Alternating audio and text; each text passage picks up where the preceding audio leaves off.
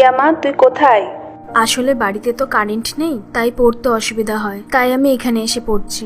বাড়ি ফিরতে একটু দেরি হবে। ঠিক আছে, সাবধানে আসিস মা। হ্যাঁ। এতদিন এই মেয়েটার চরিত্র নিয়ে আমি কথা বলছিলাম, অথচ এই মেয়েটা তার নিজের জীবন নিয়ে কত লড়াই করছে।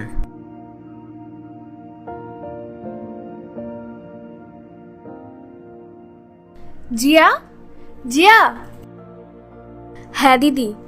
জিয়া, তুমি ইউপিএসসি এক্সামের জন্য প্রিপারেশন নিচ্ছ তাই না? হ্যাঁ দিদি। এই নাও, এগুলো তোমার জন্য।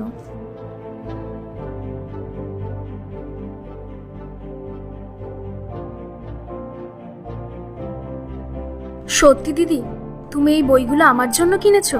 হ্যাঁ, এই বইগুলো তোমার জন্যই।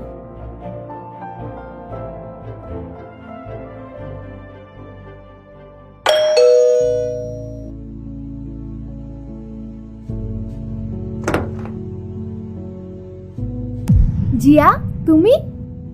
হ্যাঁ দিদি, আমি ইউপিএসসি পাশ করেছি, এখন আমি ডিস্ট্রিক্ট ম্যাজিস্ট্রেট। কি? আসো, ভেতরে আসো।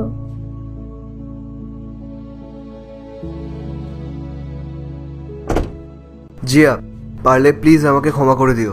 আমি তোমাকে অনেক উল্টোপাল্টা কথা বলেছি, অনেক ছোট বড় কথা বলেছি। না দাদা, আপনাকে আমি অনেক আগেই ক্ষমা করে দিয়েছি।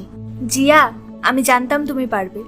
দিদি, আপনি আমাকে সাহস দিয়েছেন, সাহায্যের হাত বাড়িয়ে দিয়েছেন, আপনার জন্যই আমি এই জায়গায়।